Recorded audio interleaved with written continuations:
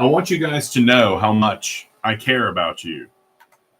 I got a little portable air conditioner here, and I'm turning it off. That is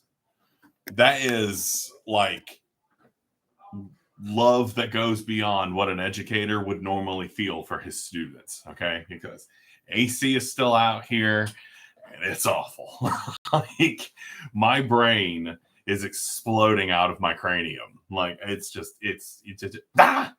Anyway, so it's been a while since I've given you an actual video. I've just been like digging out of the old David Bailey files to teach you, like Ghost David has been teaching you, which frankly has to be insanely creepy.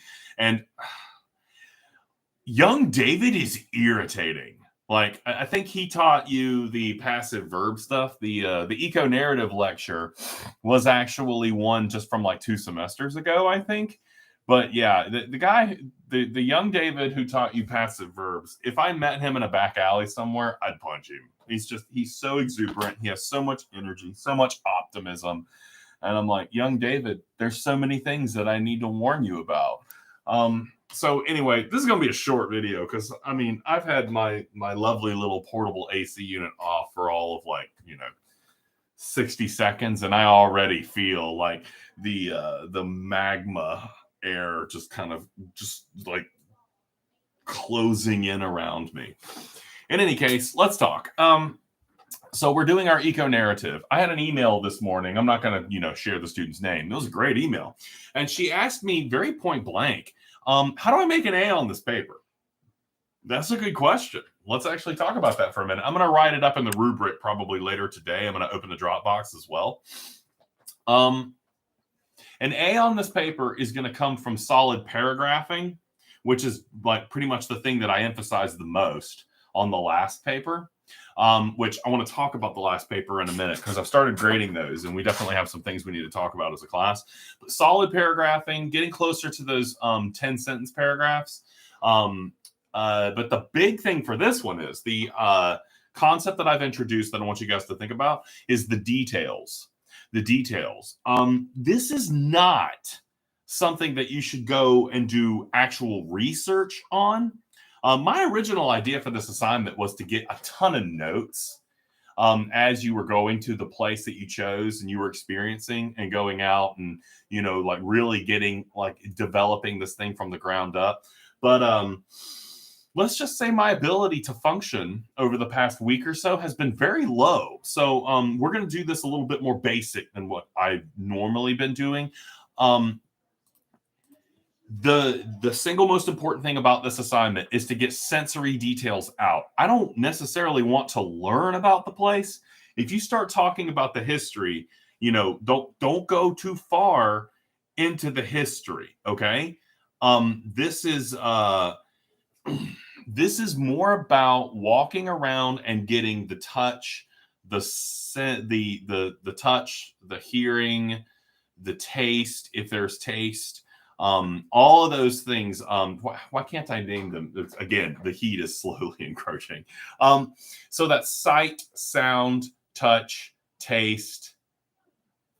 I can never remember all 5. I'm sure you guys get the point. Sight, touch, sound, taste. I did sound already, Richie. Thank you for helping, though. Sight, sound, touch, taste. There's 5 of them, right? Sight, sound, touch, taste. Smell. Yes, it's smell.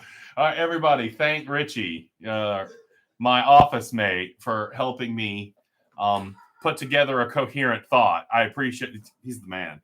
Anyway, so the A for this is going to come from your ability to effectively make me feel those senses as you're writing this out. Right. And we're combining that with the structure of the paragraphing in the last assignment. On that note, as I've been grading this last round of papers, which, yes, I know is taking forever, but come on. Right. The papers in the last round, some of you guys kind of struggled a little bit. I didn't get as many block text things that I warned you about. I have had a few people that I think kind of struggled to put the assignment in the right place. I got one that I think the student copied and pasted into the comments section rather than either attaching it or actually putting it in the box. It's really strange. It displayed it in the wrong section. So I think that's really more a side effect of not submitting the paper properly. And the good news is I'm more than happy to let you submit that assignment either again or an abbreviated version of it. I think for that one, I just told the students to write 2 more paragraphs because, you know, the content is there. It just didn't carry over. So if you copy and paste what you wrote into the wrong place on Blackboard, it'll take your paragraphing away, which that's going to hurt, right? So be very careful about that. If it seems that has occurred, I will definitely tell you. So that's been happening, and I've noticed 1 or 2 students who've had that issue, and that's not something I necessarily want to go crazy on you about, right? The other thing is there's a lot of, and this is something that's kind of come up and is surprising me a bit. I'm trying not to penalize too much for this because it's just that common. I got a lot of students who seem to have missed the overall point of the assignment. Now, I'm not necessarily taking away a lot of points for this because, like, you know, the writing is still solid. But what I asked for was a kind of personal reflection on what oppresses you, right? I thought I made that point clear kind of in the way the assignment, the way I described the assignment, the way that it kind of shows up in the rubric, which I'll definitely go back and check. What I'm getting instead is actually something that, in my opinion, is a lot more difficult. I've got a lot of people who are talking about oppression in general, oppression in society. I had one, it wasn't a bad paper, and the student was talking about the oppression of women, the very general overview of women who have been oppressed. I was like, you know, the paper's functioning pretty well, but it's not what I asked for. Now, the reason I'm bringing this up is not because I'm like mad at you, because I'm not. Like, especially since, you know, when I get a paper that's working pretty well, I generally try to take it. But please be mindful of what the instructor is asking you and what the instructor is you know, outlining in the assignment, and try to follow it as best as you can rather than going completely off in a different direction. So, you know, it's funny because I'm looking back and I'm thinking, and, you know, keep in mind, you know, I do have the brain scramble right now. I may have said something along the fact that we can be creative with our assignments. That goes a little far, though. And the thing that really bothered me is I had some students bringing research to it, talking about books they had read, arguments that other people had made. That really was not the foundation of this assignment, right? That's not really what I was asking for. So in the future, especially if you've got an instructor that's asking you to do something, do your best to try to make sure that you are doing it to the best of your ability, because that actually can affect your grade. And again, you know, it's one of those things because, like, the writing comes off completely well, but if it's not going in the direction that the instructor has basically laid out, that can hurt you in the future. Okay, so like I said, I didn't really take off a lot of points for that, but it's something to consider as you move forward. If you're ever in a situation where you feel like your assignment has gone off in a strange direction, you know, feel free to include that in a note when you submit it, because that kind of helps me as I go back and look at it. I had another student who was really worried about the way she approached the assignment, that, you know, they thought it was too personal, and it pretty much landed right where I wanted it to. But again, how interesting that the student thought they had done something wrong. That actually kind of makes me worried that the way I delivered the assignment might not be very clear. So I'll definitely go back and double check and make sure that that stuff was there, right? I mean, I'm perfectly capable of making mistakes. I'm being boiled alive every day, right? So in any case, just wanted to bring that up.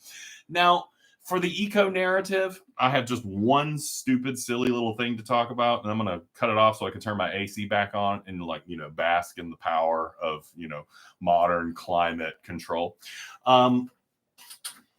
For these eco narratives, you are totally free to visit a fictional place in a variety of different ways.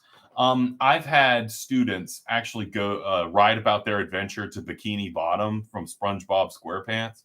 And as odd as that is, I think it's more of a challenge to do so. But I've had some pretty good work come from that, especially if students just absolutely positively do not want to go into the outside world. That's something that you can do. I think it's more challenging, but it is acceptable. I've had a lot of students use video games to kind of give me that kind of detailed writing.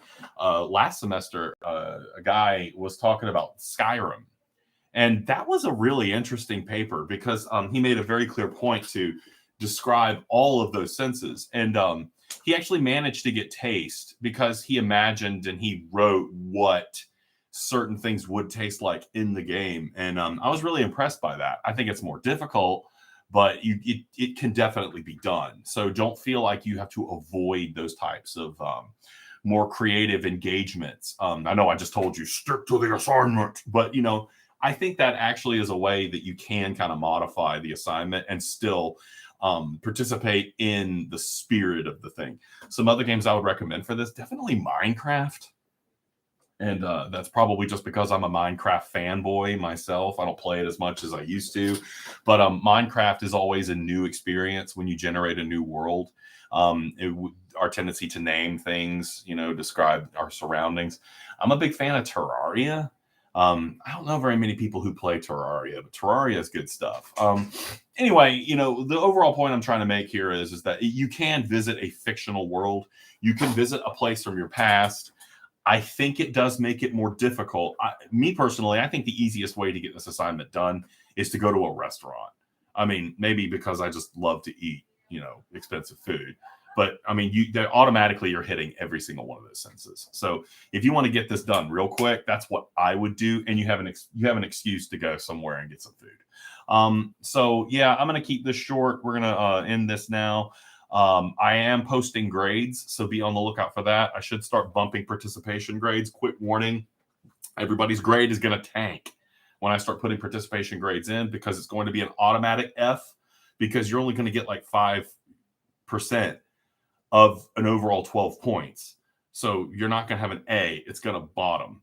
As you do more of the participation and as you participate in the discussion posts, that will rise as we go along and along. On that note, I need to give you guys a discussion post now. Why don't you post another paragraph from the eco narrative? I know that that's a really big, cheap cop out, but this is the time of cheap cop outs, okay? So what are you going to do, huh? You're going to come here and you're going to get me? I guess you kind of could. You know where I am. Anyway, I'll come up with a peer response thing that you guys can use. So post another bit, show us how your eco narrative is growing, and maybe I'll try to come up with a peer response thing you guys can use to kind of help each other expand this. All right, sound good? It better. You guys have a lovely afternoon. Thank you, and I really appreciate your patience through all this. I try not to take this long to grade papers, and no one has threatened to come up here and jump me, and you guys have no idea how much I appreciate that. So thanks a lot, and hopefully you'll have a little bit more of an energetic, productive David soon. I'm sorry to expose you guys.